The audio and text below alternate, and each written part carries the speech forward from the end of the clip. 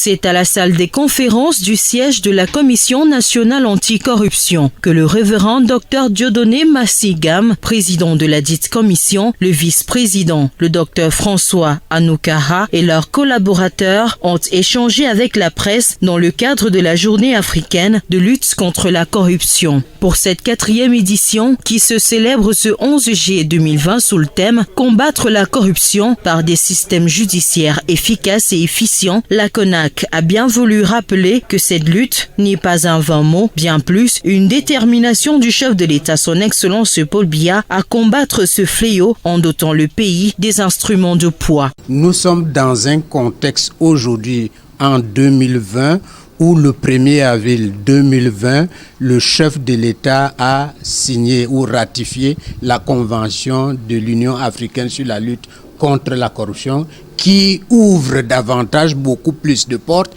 et qui donne plus d'importance à la lutte contre la corruption, y compris l'implémentation de l'article 66 dont les Camerounais ont souvent eu à parler. Alors, ceci est très important.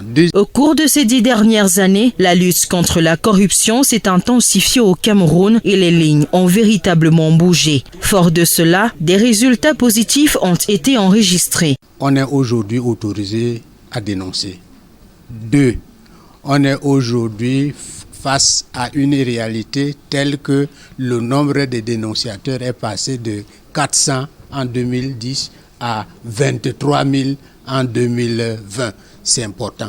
En plus, si la CONAC n'est pas une structure qui fait de l'argent, qui produit de l'argent, mais la CONAC, avec les structures de lutte contre la corruption dans le pays, cette CONAC a permis que l'État évite de perdre suffisamment d'argent et on a gagné des milliards. La CONAC entend poursuivre ses activités de lutte contre ce fléau au Cameroun et invite par conséquent tous les citoyens à encourager les actions menées par le gouvernement pour éradiquer ce fléau.